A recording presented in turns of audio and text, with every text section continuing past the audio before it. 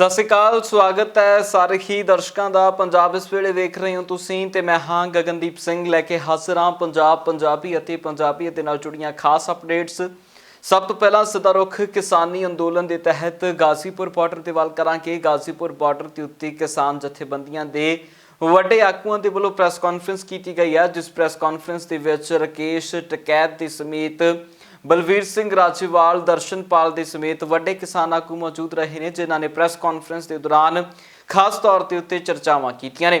ਇਸ ਦੌਰਾਨ ਪ੍ਰਧਾਨ ਮੰਤਰੀ ਦੇ ਬਿਆਨ ਨੂੰ ਲੈ ਕੇ ਅਤੇ ਖੇਤੀ ਕਾਨੂੰਨਾਂ ਬਾਰੇ ਪੁੱਛੇ ਗਏ ਸਵਾਲਾਂ ਨੂੰ ਲੈ ਕੇ ਕਿਸਾਨ ਆਗੂਆਂ ਨੇ ਵਿਸ਼ੇਸ਼ ਤੌਰ ਤੇ ਉੱਤੇ ਚਰਚਾ ਕੀਤੀ। ਕੀ ਕੁਝ ਕਹਿ ਰਹੇ ਨੇ ਰਾਕੇਸ਼ ਟਕੈਤ ਅਤੇ ਕਿਸਾਨ ਆਗੂ ਦर्शनपाल, ਸੁਣਦੇ हैं। तो इस पूरे आंदोलन में जो हमने अपनी डिमांड 4 ही मुख्य रखी थी, आपको मैं रिपीट नहीं करना चाहता, और इसमें हमने जो आने वाले दिनों के बारे में प्रोग्राम रखा है वो आपसे शेयर करते हुए वैसे शेयर कर लिया होगा।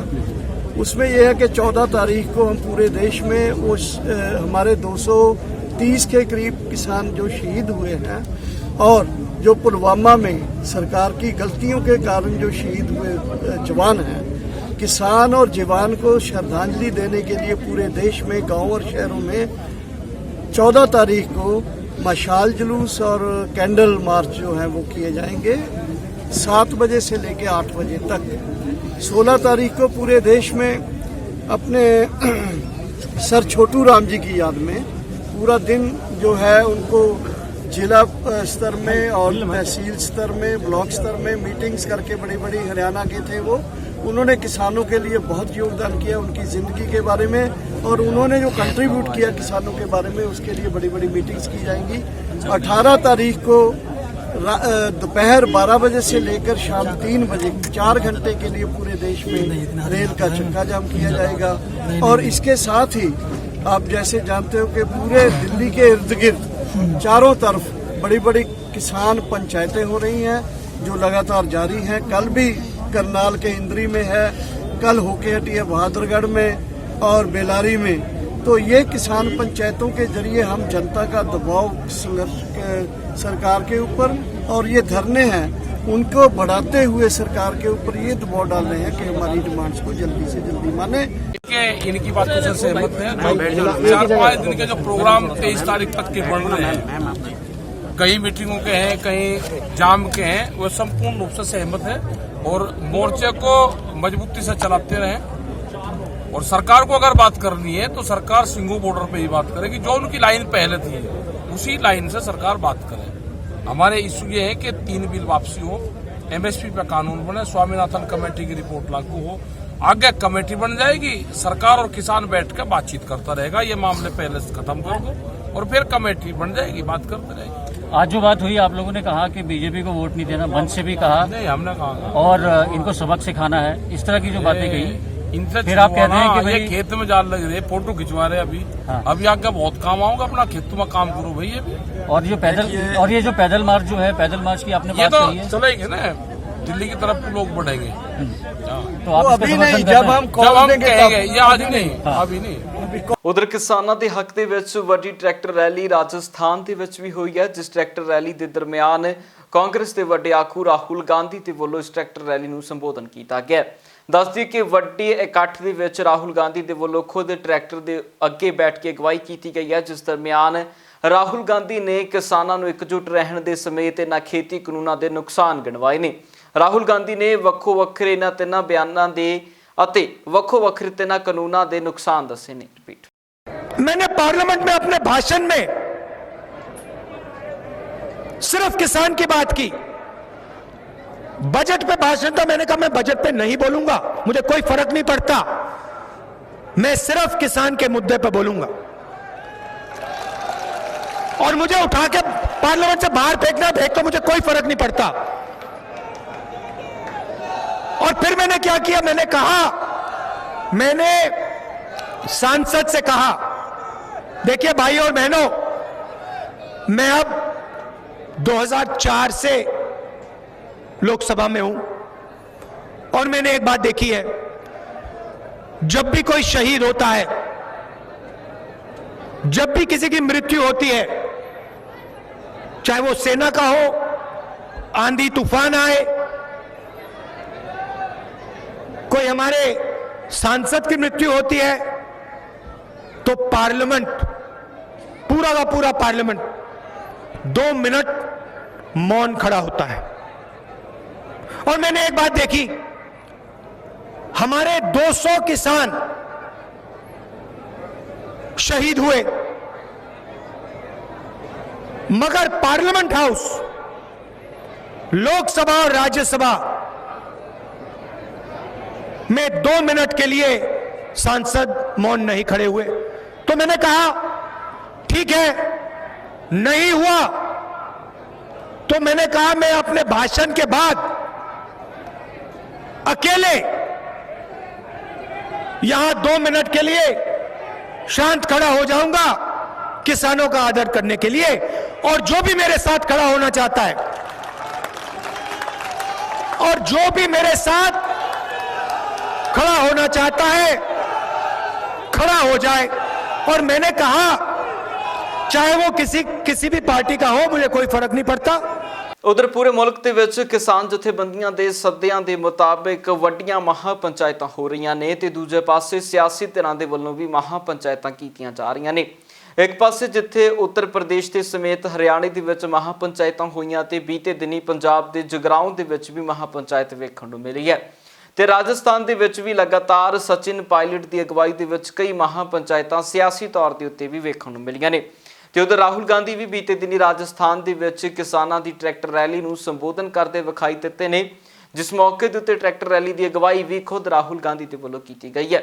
ਦੱਸਦੀ ਕਿ ਇਸ ਦਰਮਿਆਨ ਰਾਹੁਲ ਗਾਂਧੀ ਦਾ ਕਹਿਣਾ ਸੀ ਕਿ ਕਿਸਾਨ ਜਦੋਂ ਤੱਕ ਖੇਤੀ ਕਾਨੂੰਨ ਰੱਦ ਨਹੀਂ ਹੁੰਦੇ ਉਦੋਂ ਤੱਕ ਕਿਸੇ ਵੀ ਤਰ੍ਹਾਂ ਦੀ ਸਮਝੌਤੇ ਤੇ ਉੱਤੇ ਸਹਿਮਤ नहीं होंगे।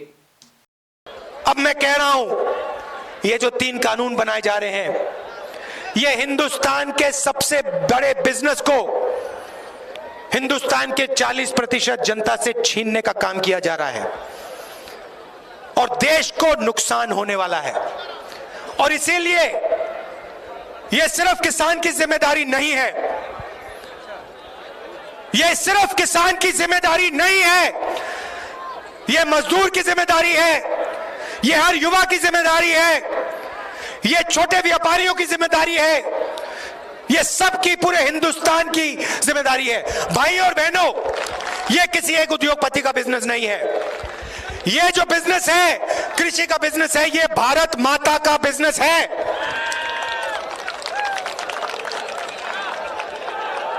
नरेंद्र मोदी जी कहते हैं मैं किसानों से बात करना चाहता हूं। किस बात की बात, किस चीज के बारे में बात करना चाहते हैं?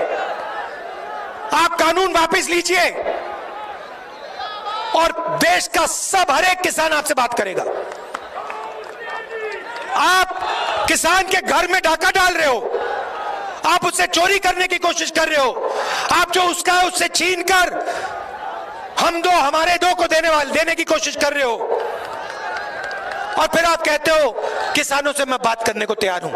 कोई किसान आपसे बात नहीं करेगा जब तक आपने ये कानून वापस नहीं लिया। हिंदुस्तान का एक किसान आपसे नहीं बात करेगा। ये मैं आपसे कहना चाहता था। आप दूर दूर से आए, इतने प्यार से आपने मेरी बात सुनी, इसके लिए आप सबको दिल से धन्यवाद। किसानी अंदोलन के दरमियान चर्चा दे विच आया नाम है दीप सिद्धू ਅਤੇ 26 जनवरी की घटना के दरमियान दीप सिद्धू सारे मीडिया अदारियां ਦੀਆਂ सुर्खियां बटोर लैंदा है। दीप सिद्धू उस तो कुछ समय बाद ही उसके खिलाफ FIR दर्ज हो जाती है तो दीप सिद्धू फरार साबित होने लग जाता है। तकरीबन 15 दिन चलते ने। 15 दिन के दरमियान दीप सिद्धू के वलों अपने सोशल मीडिया अकाउंट तो वीडियो जारी कीतियां जांदियां ने ਅਤੇ कुछ वीडियो ਦੇ ਵਿੱਚ दीप सिद्धू खुद पेश होने ਦੀਆਂ ਵੀ ਗੱਲਾਂ ਕਰਦਾ ਹੈ, ਜਿਸ ਤੋਂ ਬਾਅਦ दीप सिद्धू ਨੂੰ 8 फरवरी ਨੂੰ ਦਿੱਲੀ ਪੁਲਿਸ ਦੇ ਵੱਲੋਂ ਗ੍ਰਿਫਤਾਰ ਕਰ ਲਿਆ ਜਾਂਦਾ ਹੈ, ਜਿਸ ਤੋਂ ਬਾਅਦ दीप सिद्धू ਨੂੰ ਉਸ ਤੋਂ ਅਗਲੇ ਦਿਨ 30 ਹਜ਼ਾਰੀ ਕੋਰਟ ਦੇ ਵਿੱਚ ਪੇਸ਼ ਕੀਤਾ ਜਾਂਦਾ ਹੈ, ਜਿੱਥੋਂ ਪੁਲਿਸ 10 ਦਿਨ ਦੇ ਪੁਲਿਸ ਰਿਮਾਂਡ ਦੀ ਮੰਗ ਕਰਦੀ ਹੈ, ਪਰ ਪੁਲਿਸ ਨੂੰ ਸਿਰਫ 7 ਦਿਨਾਂ ਦਾ ਪੁਲਿਸ ਰਿਮਾਂਡ ਮਿਲਦਾ ਹੈ। ਜਿਸ ਦਰਮਿਆਨ ਹੁਣ दीप सिद्धू ਨੂੰ दिल्ली लाल किले के उत्ते लियांदा गया। दस दी कि इस दरमियान दीप सिद्धू के नाल इकबाल सिंह भी मौजूद सी, जिसनूं दीप सिद्धू तो बाद गिरफ्तार किया गया। दस दी कि इकबाल सिंह भी लाल किले की घटना दे विच गिरफ्तार किया गया। इन्हां दोहां नूं लाल किले के उत्ते लिजा के लाल किले दे विच एक बार फिर तो ਰੀਕ੍ਰੀਏਟ ਕੀਤਾ ਗਿਆ ਉਹਨਾਂ ਘਟਨਾਵਾਂ ਨੂੰ ਜੋ ਲਾਲ ਕਿਲੇ ਤੇ 26 ਜਨਵਰੀ ਨੂੰ ਵਾਪਰੀਆਂ ਨੇ ਤੇ ਉਹਨਾਂ ਘਟਨਾਵਾਂ ਦੇ ਉੱਤੇ ਚਰਚਾ ਖਾਸ ਤੌਰ ਦੇ ਉੱਤੇ ਦੀਪ ਸਿੱਧੂ ਦੇ ਨਾਲ ਹੋਈ ਹੈ। ਇਸ ਦਰਮਿਆਨ ਦੀਪ ਸਿੱਧੂ ਤੋਂ ਕਈ ਤਰ੍ਹਾਂ ਦੇ ਵੱਖ-ਵੱਖ ਸਵਾਲ ਵੀ ਪੁੱਛੇ ਗਏ ਨੇ। ਤਸਵੀਰਾਂ ਤੁਹਾਨੂੰ ਵਿਖਾਉਂਦੇ ਹਾਂ ਕਿ ਕਿਸ ਤਰ੍ਹਾਂ ਦੀਪ ਸਿੱਧੂ ਦੇ ਨਾਲ ਜੋ ਇਕਬਾਲ ਸਿੰਘ ਹੈ ਉਸ ਨੂੰ ਪੁਲਿਸ ਵੱਖ-ਵੱਖ ਥਾਵਾਂ ਦੇ ਉੱਤੇ ਲਿਜਾ ਰਹੀ ਹੈ। ਤੁਸੀਂ ਵੇਖ ਸਕਦੇ ਹੋ ਇਹ ਤਸਵੀਰਾਂ ਉਸ ਥਾਂ ਦੀਆਂ ਨੇ ਜਿੱਥੇ 26 ਜਨਵਰੀ ਨੂੰ ਵੱਡੀ ਘਟਨਾ ਵਾਪਰੀ ਸੀ। ਇਸੇ ਘਟਨਾ ਦੇ ਦਰਮਿਆਨ 26 ਜਨਵਰੀ ਤੋਂ ਬਾਅਦ ਦੀਪ ਸਿੱਧੂ ਦੇ ਸਮੇਤ ਕਈ ਨੌਜਵਾਨਾਂ ਦੇ ਖਿਲਾਫ ਮਾਮਲਾ ਦਰਜ ਹੁੰਦਾ ਹੈ। ਇਹੀ ਥਾਂ ਹੈ ਜਿੱਥੇ ਉਸ ਦਿਨ ਵੱਖੋ-ਵੱਖਰੀਆਂ ਤਸਵੀਰਾਂ ਸਾਹਮਣੇ ਆਉਂਦੀਆਂ ਨੇ। ਪੁਲਿਸ ਮੁਲਾਜ਼ਮਾਂ ਅਤੇ ਕਿਸਾਨਾਂ ਦੇ ਵਿਚਕਾਰ ਹਲਕੀ ਝੜਪ ਦੀਆਂ ਤਸਵੀਰਾਂ ਵੀ ਇੱਥੋਂ ਸਾਹਮਣੇ ਆਈਆਂ ਸੀ। ਇਹ ਉਹੀ ਥਾਂ ਹੈ ਜਿੱਥੇ ਇੱਕ ਵਾਰ ਫਿਰ ਤੋਂ ਸੀਨ ਨੂੰ ਰੀਕ੍ਰੀਏਟ ਕਰਵਾ ਕੇ ਪ੍ਰਸ਼ਾਸਨ ਦੇ ਵੱਲੋਂ ਆਪਣੀ ਕਾਰਵਾਈ ਕੀਤੀ ਜਾ ਰਹੀ ਹੈ। ਉਧਰ ਅੱਜ ਪੰਜਾਬ ਦੇ ਕਈ ਹਿੱਸਿਆਂ ਦੇ ਵਿੱਚ ਨਗਰ ਨਿਗਮ ਚੋਣਾਂ ਨੇ। ਦੱਸਦੀ ਕਿ ਪੰਜਾਬ ਦੀਆਂ ਨਗਰ ਨਿਗਮ ਚੋਣਾਂ ਦੇ ਵਿੱਚ ਸਾਰੀਆਂ ਹੀ ਸਿਆਸੀ ਧਿਰਾਂ ਦੇ ਵੱਲੋਂ ਵੱਡੇ ਤੌਰ ਦੇ ਉੱਤੇ ਪ੍ਰਚਾਰ ਕੀਤੇ ਗਏ ਨੇ ਅਤੇ ਖਾਸ ਤੌਰ ਦੇ ਉੱਤੇ ਆਪੋ ਆਪਣੇ ਉਮੀਦਵਾਰਾਂ ਨੂੰ ਜਿਤਾਉਣ ਦੇ ਲਈ ਅੱਡੀ ਚੋਟੀ ਦਾ ਜ਼ੋਰ ਲਾਇਆ ਗਿਆ ਤੇ ਅੱਜ ਉਹਨਾਂ ਸਾਰਿਆਂ ਦੇ ਜ਼ੋਰ ਦਾ ਨਿਰੀਖਣ ਹੋਣਾ ਹੈ। ਤੇ ਅੱਜ ਪੰਜਾਬ ਦੇ ਵਿੱਚ ਨਗਰ ਨਿਗਮ ਦੀਆਂ ਚੋਣਾਂ ਨੇ। ਤਕਰੀਬਨ 15,000 ਦੇ ਲਗਭਗ ਉਮੀਦਵਾਰਾਂ ਦੀ ਕਿਸਮਤ ਇਹਨਾਂ ਨਗਰ ਨਿਗਮ ਚੋਣਾਂ ਦੇ ਵਿੱਚ ਮਾਪੀ ਜਾਣੀ ਹੈ। ਦੱਸਦੀ ਕਿ ਇਹਨਾਂ ਨਗਰ ਨਿਗਮ ਚੋਣਾਂ ਨੂੰ 2022 ਦੀਆਂ ਸੈਮੀਫਾਈਨਲ ਦੇ ਤੌਰ ਦੇ ਉੱਤੇ ਵੀ ਵੇਖਿਆ ਜਾ ਰਿਹਾ ਹੈ। ਇਸ ਦਰਮਿਆਨ ਸਾਰੀਆਂ ਤਿਆਰੀਆਂ ਚੋਣ ਕਮਿਸ਼ਨ ਦੀਆਂ ਹਦਾਇਤਾਂ ਦੇ ਅਨੁਸਾਰ ਹੋ ਚੁੱਕੀਆਂ ਨੇ। ਬੀਤੀ ਸ਼ਾਮ ਹੀ ਟੀਮਾਂ ਨੂੰ ਈਵੀਐਮ ਮਸ਼ੀਨਾਂ ਦੇ ਸਮੇਤ ਜ਼ਰੂਰੀ ਸਮੱਗਰੀ ਦੇ ਕੇ ਬੂਥਾਂ ਦੇ ਵੱਲ ਰਵਾਨਾ ਕਰ ਦਿੱਤਾ ਗਿਆ ਸੀ। ਦੱਸਦੇ ਕਿ ਇਸ ਵਾਰ ਦੀਆਂ ਚੋਣਾਂ ਦੇ ਵਿੱਚ ਖਾਸ ਤੌਰ ਦੇ ਉੱਤੇ ਮਹਾਮਾਰੀ ਨੂੰ ਧਿਆਨ ਦੇ ਵਿੱਚ ਰੱਖਦਿਆਂ ਹਰ ਤਰ੍ਹਾਂ ਦੀ ਨਿਯਮਾਂ ਦੀ ਪਾਲਣਾ ਕਰਨ ਦੇ ਵੀ ਆਦੇਸ਼ ਦਿੱਤੇ ਗਏ ਨੇ, ਜਿਸ ਦੇ ਵਿੱਚ ਸੈਨੀਟਾਈਜ਼ਰ ਖਾਸ ਤੌਰ ਦੇ ਉੱਤੇ ਮੁਹੱਈਆ ਕਰਵਾਇਆ ਗਿਆ ਹੈ, ਮਾਸਕ ਦਾ ਤੇ ਨਾਲ ਹੀ ਸੋਸ਼ਲ ਡਿਸਟੈਂਸਿੰਗ ਦਾ ਵੀ ਖਾਸ ਤੌਰ ਦੇ ਉੱਤੇ ਧਿਆਨ ਰੱਖਣ ਦੀ ਗੱਲ ਆਖੀ ਗਈ ਹੈ। ਦੱਸਦੀ ਕਿ ਨਗਰ ਨਿਗਮ ਚੋਣਾਂ ਦੇ ਸਬੰਧ ਦੇ ਵਿੱਚ ਵੱਖੋ-ਵੱਖਰੇ ਥਾਵਾਂ ਤੋਂ ਇਹ ਖਬਰਾਂ ਸਾਹਮਣੇ ਆਈਆਂ ਨੇ ਜਿੱਥੋਂ ਟੀਮਾਂ ਨੂੰ ਬੂਥਾਂ ਦੇ ਵੱਲ ਰਵਾਨਾ ਕਰ ਦਿੱਤਾ ਗਿਆ। ਦੱਸਦੇ ਕਿ ਅੱਜ ਜਿਹੜੀ ਚੋਣ ਪ੍ਰਕਿਰਿਆ ਤਕਰੀਬਨ ਪੰਜਾਬ ਦੇ ਵਿੱਚ 8 ਵਜੇ ਆਰੰਭ ਹੋਵੇਗੀ, ਜਿਸ ਤੋਂ ਬਾਅਦ ਇਹ 4 ਵਜੇ ਤੱਕ ਪ੍ਰਕਿਰਿਆ ਚੱਲੇਗੀ ਤੇ ਅੱਜ ਦੀ VOTING ਹੋਣ ਤੋਂ ਬਾਅਦ 17 ਫਰਵਰੀ ਨੂੰ ਇਹਨਾਂ ਵੋਟਾਂ ਦਾ ਰਿਜ਼ਲਟ ਵੀ ਪੰਜਾਬ ਦੇ ਵਿੱਚੋਂ ਵੇਖਣ ਨੂੰ ਮਿਲਣਾ ਹੈ। ਸੋ ਦੱਸਦੀ ਕਿ ਲਗਾਤਾਰ ਨਗਰ ਨਿਗਮ ਚੋਣਾਂ ਨੂੰ ਲੈ ਕੇ ਵੱਖੋ-ਵੱਖਰੀਆਂ ਵੀ ਚਰਚਾਵਾਂ ਸਾਹਮਣੇ ਆ ਰਹੀਆਂ ਨੇ। ਸੋ ਨਗਰ ਨਿਗਮ ਚੋਣਾਂ ਨੂੰ ਮੁੱਖ ਰੱਖਦਿਆਂ ਜੋ ਵੱਖ-ਵੱਖ ਟੀਮਾਂ ਭੇਜੀਆਂ ਗਈਆਂ ਨੇ, ਕੀ ਕੁਝ ਕਹਿਣਾ ਇਸ ਮੌਕੇ ਦੇ ਉੱਤੇ ਖਾਸ ਅਧਿਕਾਰੀਆਂ ਦਾ ਸੁਣਦੇ। ਮਜੀਠਾ ਦੇ ਵਿੱਚ ਕਾਉਂਸਲ ਦੀ ਇਲੈਕਸ਼ਨਸ ਵਿੱਚ ਕੁੱਲ ਸਾਡੇ ਕੋਲ 13 ਬੂਥਸ ਨੇ। ਸੋ ਅੱਜ ਅਸੀਂ ਇੱਥੋਂ 13 ਪਾਰਟੀਆਂ ਨੂੰ ਹਰ ਪੱਖੋਂ ਮੁਕੰਮਲ ਕਰਕੇ ਉਹਨਾਂ ਨੂੰ ਸਾਰਾ ਵੋਟਰ ਦੇ ਪ੍ਰੋਸੈਸ ਦੇ ਨਾਲ ਜੋ ਵੀ ਸਾਰਾ ਸਮੱਗਰੀ ਹੈ, ਚਾਹੇ ਸਾਡੇ CU BU ਤੇ ਹੋਰ ਚੋਣ ਸਮੱਗਰੀ, ਉਹ ਉਹਨਾਂ ਨੂੰ ਮੁਹੱਈਆ ਕਰਾ ਕੇ ਪਾਰਟੀਆਂ ਨੂੰ ਮਜੀਠਾ ਪਹੁੰਚਾਵਾਂਗੇ। ਤਾਂ ਮੈਮ ਪੁਖਤਾ ਇੰਤਜ਼ਾਮ ਕਿਸ ਤਰ੍ਹਾਂ ਜਦੋਂ EVM ਮਸ਼ੀਨ ਚ ਜਾਣੀ ਹੈ ਤਾਂ ਉਹਦੇ ਵਾਸਤੇ ਪੁਲਿਸ ਪ੍ਰਸ਼ਾਸਨ ਵੱਲੋਂ ਕਿਸ ਤਰ੍ਹਾਂ ਦਾ ਹਰ ਪੋਲਿੰਗ ਪਾਰਟੀ ਦੇ ਨਾਲ ਪੁਲਿਸ ਪਾਰਟੀ ਅਟੈਚ ਕੀਤੀ ਗਈ ਹੈ ਤੇ ਇਹਨਾਂ ਵੱਲੋਂ ਸਾਡੇ ਸਰਕਾਰੀ ਤੌਰ ਤੇ ਅਰੇਂਜ ਕੀਤੀਆਂ ਗਈਆਂ ਬੱਸਸ ਦੇ ਵਿੱਚ ਹੀ ਚੋਣ ਸਮੱਗਰੀ ਨਾਲ ਲੈ ਕੇ ਜਾਈ ਜਾਏਗੀ। ਸੋ ਨਾਲ ਪ੍ਰੋਪਰ ਪੁਲਿਸ ਦੇ ਪੁਖਤਾ ਇੰਤਜ਼ਾਮ ਨੇ। ਸੋ ਇਸ ਤਰ੍ਹਾਂ ਦੀ ਕੋਈ ਸਿਕਿਉਰਿਟੀ ਦੇ ਵਿੱਚ ਕੋਈ ਵੀ ਕਮੀ ਨਹੀਂ ਹੈ। ਹਰਪਾਲ ਸਿੰਘ ਜੀ। हरपाल जी किस तरह चेक की जा रही है? ਇਹ ਪਹਿਲੋਂ ਤੋਂ ਵੋਟਾਂ ਪਵਾ ਕੇ ਵੇਖੀ ਦੀਆਂ ਵੀ ਕਿੰਨੇ ਇੱਕ ਕੈਂਡੀਡੇਟ ਨੂੰ ਕਿੰਨੀ ਪਈ, ਦੂਜੇ ਨੂੰ ਕਿੰਨੀ ਪਈ, ਉਸ ਤਰ੍ਹਾਂ ਹੀ ਫਿਰ ਇੱਥੋਂ ਚੈੱਕ ਕਰੀਦੀ ਆ, ਬੈਟਰੀ ਚੈੱਕ ਕਰੀਦੀ ਆ। ਬਸ ਇਹੋ ਹੀ ਮੇਨ ਚੀਜ਼ਾਂ ਹੁੰਦੀਆਂ। कितनी की देर का प्रोसीजर होता पहले चेकिंग करने का? 15-20 ਮਿੰਟ ਲੱਗ ਹੀ ਜਾਂਦੇ ਨੇ। ਹਾਂ, ਉਹ ਚਾਲੂ ਕਰਨ 'ਚ ਪ੍ਰੋਸੀਜਰ ਲੱਗਦਾ ਨਾ, ਆਪਣਾ ਸੀਰੀਅਲ ਨੰਬਰ ਦੱਸਦੀ ਆ, ਤਰੀਕ ਦੱਸਦੀ ਆ, ਫਿਰ ਮੁੜ ਕੇ ਹੌਲੀ ਫਿਰ ਚੈਕਿੰਗ ਇਹਦੀ ਜੀ ਕੀ ਨਾਲ ਇਹਦਾ ਆਪਣਾ ਪਹਿਲਾਂ ਤਾਂ ਕਨੈਕਟ ਕਰਕੇ ਵੇਖੀਦਾ ਬੈਟਰੀ ਇਹਦੀ ਫੁੱਲ ਆ, ਜੇ ਡਾਊਨ ਹੋਵੇ ਤੇ ਅਧਿਕਾਰੀਆਂ ਨੂੰ ਸੂਚਿਤ ਕਰ ਦਈਦਾ ਤੇ ਉਹ ਫਿਰ ਬੈਟਰੀ ਰਿਪਲੇਸ ਕਰ ਦਿੰਦੇ ਆ। ਜੇ ਬੈਟਰੀ ਠੀਕ ਹੋਵੇ ਤੇ ਫਿਰ ਉਹ ਬਕਾਇਦਾ ਮੌਕ ਪੋਲ ਕਰਕੇ ਵੇਖ ਲਈਦੀ ਆ ਵੀ ਹਰੇਕ ਕੈਂਡੀਡੇਟ ਨੂੰ ਬਰਾਬਰ ਦੀਆਂ ਵੋਟਸ ਪਾ ਕੇ ਚੈੱਕ ਕਰ ਲਈਦੀ, ਫਿਰ ਉਹਦਾ ਰਿਜ਼ਲਟ ਦੇਖੀਦਾ। ਬਾਈ ਦੇ ਵੋਟਿੰਗ ਹੁੰਦਿਆਂ ਕੋਈ ਮਸ਼ੀਨ ਖਰਾਬ ਹੋ ਜਾਂਦੀ ਉਹਦੇ ਵਾਸਤੇ ਫਿਰ ਕੀ? ਫਿਰ ਉਹ ਅਧਿਕਾਰੀਆਂ ਨੂੰ ਸੂਚਿਤ ਕਰੀਦਾ ਜੀ, ਉਹਦਾ ਉਹ ਫਿਰ ਉਹ ਬਦਲਵਾਂ ਪ੍ਰਬੰਧ ਕਰ ਦਿੰਦੇ, ਨਵੀਂ ਮਸ਼ੀਨ ਦੇ ਦੇਣਗੇ ਜਾਂ ਫਿਰ ਉਹ ਆ ਕੇ ਠੀਕ ਕਰ ਦੇਣਗੇ। ਤਾਂ ਇੱਥੇ ਬੈਟਰੀ ਬੈਕਅਪ ਦੀ ਗੱਲ ਕਰੀਏ ਤਾਂ ਉਹ ਕਿੰਨੇ ਕੁ ਦੇਰ ਕੱਢ ਜਾਂਦੀ ਹੈ? ਬੈਟਰੀ ਬੈਕਅਪ ਜੀ ਪੂਰਾ ਇਲੈਕਸ਼ਨ ਕੱਢ ਜਾਏਗੀ, ਪੂਰਾ ਦਿਨ ਕੱਢੇਗੀ। ਉਧਰ ਲੁਧਿਆਣਾ ਦੇ ਵਿੱਚ ਵੀ ਨਗਰ ਨਿਗਮ ਚੋਣਾਂ ਨੂੰ ਲੈ ਕੇ ਪੋਲਿੰਗ ਬੂਥ ਤਿਆਰ ਹੋ ਚੁੱਕੇ ਨੇ ਤੇ ਇਹਨਾਂ ਪੋਲਿੰਗ ਬੂਥਾਂ ਦੇ ਲਈ ਟੀਮਾਂ ਵੀ ਰਵਾਨਾ ਹੋ ਚੁੱਕੀਆਂ ਨੇ।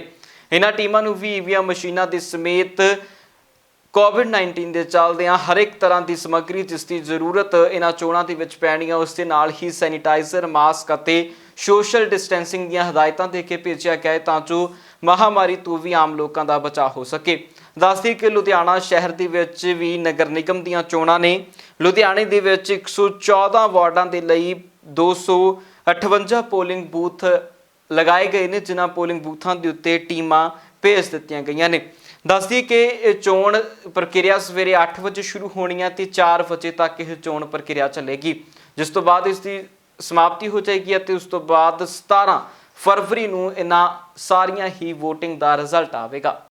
आज मैंने और सीपी साहब ने और अन्य इलेक्शन अधिकारी, जिसमें कि एसडीएम साहबान मेरे साथ हैं, एसडीएम ईस्ट, हम सभी ने एरिया को विज़िट किया। सभी जगह के लिए जो पोलिंग पार्टीज़ हैं और सुरक्षा की जो पार्टीज़ हैं उनको रवाना किया जा रहा है। हमने इसके लिए सुरक्षा के पूरे इंतजाम किए हैं, जिसमें कि नाकाबंदी, पेट्रोलिंग पार्टीज़, सब कुछ स्टेट इलेक्शन कमीशन व हमारे जो माननीय ऑब्जर्वर साहब हैं उनकी हिदायतों के अनुसार किया गया है। मैं सभी को भरोसा दिलाता हूँ कि हमने जो प्रबंध किए हैं उसके अनुसार कल की जो इलेक्शन है वो बिल्कुल निष्पक्ष तरीके से की जाएगी। ज़िला लुधियाना के सूझवान वोटर्स जो भी हैं उनसे मेरी निवेदन है कि कल भारी संख्या में आकर मतदान करें ताकि इस लोकतंत्र को और सशक्त किया जा सके। अपने साने वाले एरिए में लुधियाना कमिश्नरेट की जो पोलिंग हो रही है उसके लिए सारे सुरक्षा के अरेंजमेंट हम लोगों ने कर लिए हैं।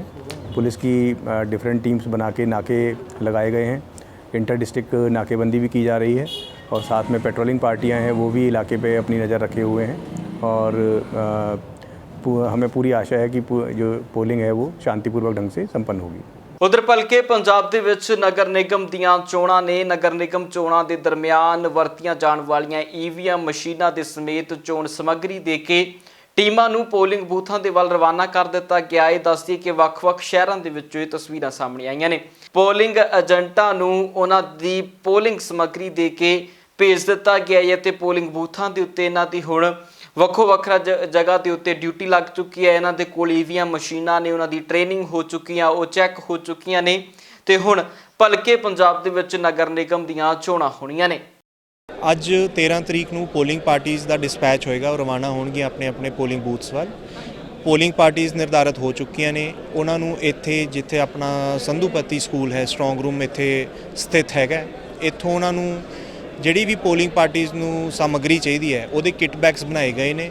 ਉਹਦੇ ਵਿੱਚ ਉਹਨਾਂ ਨੂੰ ਸਾਰੀ ਸਮੱਗਰੀ ਦੇ ਕੇ ਅਤੇ ਈਵੀਐਮ ਮਸ਼ੀਨਸ ਦੇ ਕੇ ਅੱਜ ਇੱਥੋਂ ਰਵਾਨਾ ਕੀਤਾ ਜਾਏਗਾ। ਉਹ ਆਪਣੇ ਆਪਣੇ ਪੋਲਿੰਗ ਬੂਥਸ ਵਿੱਚ ਜਿਹੜੀ ਨਿਰਧਾਰਿਤ ਬੱਸ ਹੈ ਸਿਰਫ ਉਹਦੇ ਵਿੱਚ ਜਾ ਸਕਦੇ ਨੇ। ਅੱਜ ਪਾਰਟੀਜ਼ ਆਪਣੇ ਆਪਣੇ ਬੂਥ ਵਿੱਚ ਹੀ ਰਾਤ ਨੂੰ ਰੁਕਣਗੀਆਂ ਤੇ ਸਵੇਰੇ 7 ਵਜੇ ਮੌਕ ਪੋਲ ਸ਼ੁਰੂ ਕਰਨਗੀਆਂ ਤੇ 8 ਵਜੇ ਤੋਂ ਆਪਣੀ ਪੋਲਿੰਗ ਕੱਲ ਸਵੇਰੇ 14 ਤਰੀਕ ਨੂੰ ਸ਼ੁਰੂ ਹੋ ਜਾਏਗੀ। ਮੇਰੀ ਡਿਊਟੀ ਹੈ ਜਿਹੜੀ ਬਤੌਰ ਪ੍ਰੈਜ਼ਾਈਡਿੰਗ ਅਫਸਰ ਲੱਗੀ ਹੋਈ ਹੈ। ਮਤਲਬ ਕੋਵਿਡ ਦੀਆਂ ਹਦਾਇਤਾਂ ਨੂੰ ਵੀ ਇਲੈਕਸ਼ਨ ਕਮਿਸ਼ਨ ਨੇ ਧਿਆਨ ਦੇ ਵਿੱਚ ਰੱਖਿਆ। ਸਾਨੂੰ ਦੇਖੋ ਸੈਨੀਟਾਈਜ਼ਰ, ਮਾਸਕ ਵਗੈਰਾ, ਉੱਥੇ ਜੋ ਵੋਟਰ ਆਉਣਗੇ, ਏਜੰਟ ਬੈਠਣਗੇ, ਇਸ ਗੱਲ ਦਾ ਵੀ ਖਾਸ ਖਿਆਲ ਰੱਖਿਆ। ਜਿਵੇਂ ਸਾਡੀ ਡਿਊਟੀ ਲੱਗੀ ਹੈ ਪੀਆਰਓ ਏਪੀਆਰਓ ਡਿਊਟੀ ਲੱਗੀ ਹੈ ਤਾਂ ਸਾਰੀਆਂ ਜਿਹੜੀਆਂ ਮਸ਼ੀਨਾਂ ਵਗੈਰਾ ਇਹ ਚੈੱਕ ਕਰਵਾਈਆਂ ਗਈਆਂ। ਕੋਵਿਡ ਨੂੰ ਧਿਆਨ ਰੱਖਦੇ ਹੋਏ ਜਿਹੜੀਆਂ ਪ੍ਰੀਕਾਸ਼ਨ ਨੇ, ਮਾਸਕ ਵਗੈਰਾ ਨੇ ਜਾਂ ਸੈਨੀਟਾਈਜ਼ਰ ਵਗੈਰਾ ਉਹ ਵੀ ਦਿੱਤਾ ਗਿਆ। ਇਕੱਲਾ ਸਾਡੇ ਲਈ ਨਹੀਂ ਬਲਕਿ ਜਿਹੜੇ ਪੋਲਿੰਗ ਕਰਾਉਣ ਆਉਣਗੇ ਜਾਂ ਜਿਹੜੇ ਪੋਲਿੰਗ ਏਜੰਟ ਆਉਣਗੇ ਜਾਂ ਜਿਹੜੇ ਵੋਟਰ ਆਉਣਗੇ ਉਹਨਾਂ ਦੀ ਸਹੂਲਤ ਦੇ ਲਈ ਵੀ ਇਹ ਚੀਜ਼ਾਂ ਦਿੱਤੀਆਂ ਗਈਆਂ ਤੇ ਮਸ਼ੀਨਾਂ ਵਗੈਰਾ ਬਿਲਕੁਲ ਚੈੱਕ ਕਰਵਾਈਆਂ ਗਈਆਂ। ਪੂਰਾ ਜਿਹੜਾ ਸਮਾਨ ਹੈ ਉਹ ਵਿਭਾਗ ਵੱਲੋਂ ਜਿਹੜਾ ਹੈ ਉਹ ਦਿੱਤਾ ਗਿਆ, ਇਲੈਕਸ਼ਨ ਡਿਪਾਰਟਮੈਂਟ ਵੱਲੋਂ ਦਿੱਤਾ ਗਿਆ। ਉਧਰ ਪੁਲਿਸ ਪ੍ਰਸ਼ਾਸਨ ਦੇ ਵੱਲੋਂ ਵੀ ਨਗਰ ਨਿਗਮ ਚੋਣਾਂ ਦੇ ਸਬੰਧ ਦੇ ਵਿੱਚ ਸੁਰੱਖਿਆ ਪ੍ਰਬੰਧਾਂ ਨੂੰ ਹੋਰ ਸਖਤ ਕਰ ਦਿੱਤਾ ਗਿਆ। ਪੁਲਿਸ ਪ੍ਰਸ਼ਾਸਨ ਦਾ ਕਹਿਣਾ ਹੈ ਕਿ ਮੁਸਤੈਦੀ ਦੇ ਨਾਲ ਅਸੀਂ ਇਹਨਾਂ ਚੋਣਾਂ ਨੂੰ ਨੇਪਰੇ ਚੜਵਾਵਾਂਗੇ। ਦੱਸਦੀ ਕਿ ਨਗਰ ਨਿਗਮ ਚੋਣਾਂ ਦੇ ਸਬੰਧ ਦੇ ਵਿੱਚ ਇੱਕ ਫਲੈਗ ਮਾਰਚ ਵੀ ਅੰਮ੍ਰਿਤਸਰ ਦੇ ਵਿੱਚ ਕੱਢਿਆ ਗਿਆ, ਜਿੱਥੇ ਫਲੈਗ ਮਾਰਚ ਕੱਢ ਕੇ ਲੋਕਾਂ ਦੀ ਸੁਰੱਖਿਆ ਨੂੰ ਯਕੀਨੀ ਬਣਾਉਣ ਦੀ ਗੱਲ ਪ੍ਰਸ਼ਾਸਨ ਦੇ ਵੱਲੋਂ ਆਖੀ ਗਈ ਹੈ। ਫਲੈਗ ਮਾਰਚ ਲੋਕਾਂ ਵਿੱਚ ਸ਼ਾਂਤੀ ਬਹਾਲ ਕਰਨ ਲਈ ਅਤੇ ਜਿਹੜੇ ਮਾੜੇ ਅਨਸਰ ਆ ਉਹਨਾਂ ਨੂੰ ਚੇਤਾਵਨੀ ਦੇਣ ਲਈ ਕਿ ਕੋਈ ਵੀ ਇਲੈਕਸ਼ਨ ਦੇ ਵਿੱਚ ਕੋਈ ਜਿਹਨੇ ਕੋਈ ਕਾਨੂੰਨ ਨੂੰ ਹੱਥ 'ਚ ਲਿਆ ਉਹਦੇ ਖਿਲਾਫ ਕਾਨੂੰਨੀ ਕਾਰਵਾਈ ਕੀਤੀ ਜਾਏਗੀ। ਜਿਹੜਾ ਵੀ ਆਊਟਸਾਈਡਰ ਇਸ ਵਾਰਡ 'ਚ ਆਏਗਾ ਉਸ ਦੇ ਖਿਲਾਫ ਸਖਤ ਕਾਨੂੰਨੀ ਕਾਰਵਾਈ ਕੀਤੀ ਜਾਏਗੀ। ਉਧਰ ਹਰਿਆਣਾ ਦੇ ਮੁੱਖ ਮੰਤਰੀ ਮਨੋਹਰ ਲਾਲ ਖੱਟੜ ਦਾ ਬਿਆਨ ਹੈ। ਮਨੋਹਰ ਲਾਲ ਖੱਟੜ ਅਮਿਤ ਸ਼ਾਹ ਨੂੰ ਮਿਲੇ ਨੇ। ਇਸ ਦਰਮਿਆਨ ਗ੍ਰਹਿ ਮੰਤਰੀ ਦੇ ਨਾਲ ਉਹਨਾਂ ਦਾ ਕਹਿਣਾ ਸੀ ਕਿ ਹਰਿਆਣਾ ਦੇ ਵਿਕਾਸ ਅਤੇ ਪਾर्टी ਦੇ ਵਿਸਥਾਰ ਦੇ ਸੰਬੰਧ ਦੇ ਵਿੱਚ ਗੱਲਬਾਤ ਹੋਈ ਹੈ। संगठनात्मक विषयों पर ही चर्चा हुई और क्योंकि कई प्रकार के संगठनात्मक विषय होते हैं, कभी कभी उनकी ओर से संदेश मिलता है तो वो सारी बातचीत करनी पड़ती है, क्योंकि अब संगठन के कामों को और भी थोड़ा गति मिले इस नाते से चर्चा हुई है। किसान आंदोलन की भी चर्चा हुई थी, उसमें भी जो कुछ जानकारी हमारे पास थी सब उनको बताई हैं। हर एक जगह पर किस प्रकार से जो ये धरने हो रहे हैं, जो पंचायत हो रही है, वो सारे विषय में जानकारी उनको दी है। शांतिपूर्वक सब मामला चल रहा है। सर, किसान आंदोलन को लेकर चर्चा में हरियाणा सरकार भी कड़ा कानून लाने की लाने जा रही है, इसको लेकर भी सर कोई चर्चा हुई है? नहीं, इसकी चर्चा नहीं, लेकिन वो कानून तो पहले से ला रहे हैं। वो योजना हमारी ये है कि सुप्रीम कोर्ट ने भी एक बार निर्णय दिया था, कभी भी किसी को भी जो पब्लिक प्रॉपर्टी है उसका नुकसान करने का अधिकार किसी को नहीं है। और ये हम उस कानून को इस अगले सत्र में लेकर के आ रहे हैं कि पब्लिक प्रॉपर्टी को जो नुकसान पहुंचाएगा भरपाई उसकी करेंगे। सर आपने ਤੇ ਉਧਰ 9ਵੇਂ ਪਾਤਸ਼ਾਹ ਸਾਹਿਬ ਸ੍ਰੀ ਗੁਰੂ ਤੇਗ ਬਹਾਦਰ ਜੀ ਮਹਾਰਾਜ ਦੀ 400ਵੇਂ ਪ੍ਰਕਾਸ਼ ਪੁਰਬ ਨੂੰ ਮੁੱਖ ਰੱਖਦਿਆਂ ਇੱਕ ਸਿੱਕਾ ਜਾਰੀ ਕੀਤਾ ਗਿਆ। ਇਹ ਸਿੱਕਾ ਦਿੱਲੀ ਦੇ ਵਿੱਚ ਅਕਾਲੀ ਦਲ ਦਿੱਲੀ ਦੇ ਵੱਲੋਂ ਜਾਰੀ ਕੀਤਾ ਗਿਆ, ਜਿਸ ਦੇ ਵਿੱਚ ਕਈ ਸਿੱਖ ਪੰਥ ਦੀਆਂ ਸ਼ਖਸੀਅਤਾਂ ਸ਼ਾਮਲ ਰਹੀਆਂ ਨੇ। ਇਸ ਸਮਾਗਮ ਦੇ ਵਿੱਚ ਸਿੱਕਾ ਜਾਰੀ ਕਰਦਿਆਂ ਕਹਿਣਾ ਸੀ ਕਿ ਇਹ ਸਿੱਕਾ ਸਿਰਫ ਤੇ ਸਿਰਫ ਸਾਡੀਆਂ ਭਾਵਨਾਵਾਂ ਦਾ ਪ੍ਰਤੀਕ ਹੈ ਤੇ ਸਾਡੀ ਆਸਥਾ ਦਾ ਪ੍ਰਤੀਕ ਹੈ। ਗੁਰੂ ਤੇਗ ਬਹਾਦਰ ਸਾਹਿਬ ਦੇ 400 ਸਾਲਾ ਪ੍ਰਕਾਸ਼ ਉਤਸਵ ਦੇ ਵਿੱਚ ਦੀ ਖੁਸ਼ੀ ਵਿੱਚ ਅਸੀਂ ਇਹ ਸਿੱਕਾ ਸ਼੍ਰੋਮਣੀ ਅਕਾਲੀ ਦਲ ਦਿੱਲੀ ਨੇ ਰਿਲੀਜ਼ ਕੀਤਾ ਔਰ ਦਿੱਲੀ ਦੇ ਸਭ ਤੋਂ ਵੱਧ ਸੇਵਾ ਕਰਨ ਵਾਲੇ ਸਿੱਖ ਪਰਿਵਾਰ ਡਾਕਟਰ ਰਜਿੰਦਰ ਸਿੰਘ ਚੱਢਾ ਕੋਲੋਂ ਕਰਵਾਇਆ ਤੇ ਇਹਦੇ ਮਕਸਦ ਨਹੀਂ ਹੁੰਦਾ, ਇਹਦੇ ਜਿਹੜੇ ਸਾਡੀ ਸ਼ਰਧਾ ਗੁਰੂ ਤੇਗ ਬਹਾਦਰ ਸਾਹਿਬ ਪ੍ਰਤੀ ਉਹ ਅਸੀਂ ਦੱਸੀਏ। ਗੁਰੂ ਤੇਗ ਬਹਾਦਰ ਸਾਹਿਬ ਹਿੰਦੀ ਚਾਦਰ, ਜਿਨ੍ਹਾਂ ਨੇ ਇਤਿਹਾਸ ਬਦਲ ਦਿੱਤਾ। ਮੁਗਲਾਂ ਦੇ ਵੇਲੇ ਜਿੰਨਾ ਜ਼ੁਲਮ ਹੋਇਆ ਉਸ ਦੀ ਪਰਵਾਹ ਨਾ ਕਰਦੇ ਹੋਏ ਉਹਨਾਂ ਨੇ ਇਹ ਸਾਰੀ ਦੁਨੀਆ ਦੇ ਵਿੱਚ ਮਿਸਾਲ ਕਾਇਮ ਕੀਤੀ ਕਿ ਆਪਣਾ ਧਰਮ ਜਿਹੜਾ ਹੈ ਇਹ ਸਾਡਾ ਹੱਕ ਹੈ, ਸਾਨੂੰ ਕੋਈ ਮਜਬੂਰ ਨਹੀਂ ਕਰ ਸਕਦਾ ਕਿਸੇ ਧਰਮ ਤੇ ਜਾਣ ਵਾਲੇ। ਤਾਂ ਅੱਜ ਇਤਿਹਾਸ ਨੂੰ ਯਾਦ ਰਹੇ ਕਿ ਕੀ ਹੋਇਆ। ਉਸ ਦੇ ਸੈਮੀਨਾਰ ਤੋਂ ਬਾਅਦ ਸਿੱਕਾ ਰਿਲੀਜ਼ ਹੋਇਆ ਹੈ ਗੁਰੂ ਤੇਗ ਬਹਾਦਰ ਸਾਹਿਬ ਦਾ, ਔਰ ਜਿਹੜੇ ਇਹ ਸਿੰਬਲਸ ਹੁੰਦੇ ਨੇ ਹਿਸਟਰੀ ਦੇ, ਜਿਹੜੇ ਜਿਸ ਵੇਲੇ 100 ਸਾਲ ਬਾਅਦ 200 ਸਾਲ ਬਾਅਦ 500 ਸਾਲ ਬਾਅਦ ਵੀ ਲੋਕਾਂ ਨੂੰ ਠੀਕ ਇਨਫੋਰਮੇਸ਼ਨ ਦੇ ਸਕਣਗੇ। ਉਧਰ ਕੇਂਦਰੀ ਵਿੱਤ ਮੰਤਰੀ ਨਿਰਮਲਾ ਸੀਤਾਰਮਨ ਦੇ ਬਿਆਨ ਤੋਂ ਬਾਅਦ ਪੰਜਾਬ ਦੇ ਵਿੱਚੋਂ ਵੀ ਸਿਆਸੀ ਪ੍ਰਤੀਕਰਮ ਸਾਹਮਣੇ ਆਏ ਨੇ, ਜਿਸ ਦੇ ਉੱਤੇ ਬੋਲਦਿਆਂ ਰਾਜਕੁਮਾਰ ਵੇਰਕਾ ਨੇ ਜਵਾਬ ਦਿੱਤਾ। भैया आज केंद्रीय मंत्री बहन सीतारमन ने मोदी साहब के इशारे पे झूठ बोलना शुरू किया है और केंद्र की सरकार झूठ पे झूठ बोलती जा रही है। वो कह रही है कि जो जेल भेजने का प्रावधान पंजाब के कानूनों में है वो कांग्रेस ने लागू किया।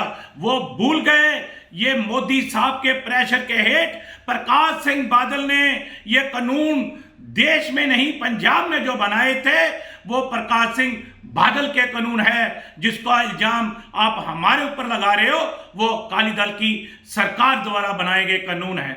यहाँ तक सवाल कांग्रेस का है, कांग्रेस ने खेती कानूनों का पंजाब में विरोध किया, राजस्थान में हमारी सरकार है हमने कानून रद्द किए, छत्तीसगढ़ में हमारी सरकार है हमने कानून रद्द किए और आप देश बेचने जा रहे हो।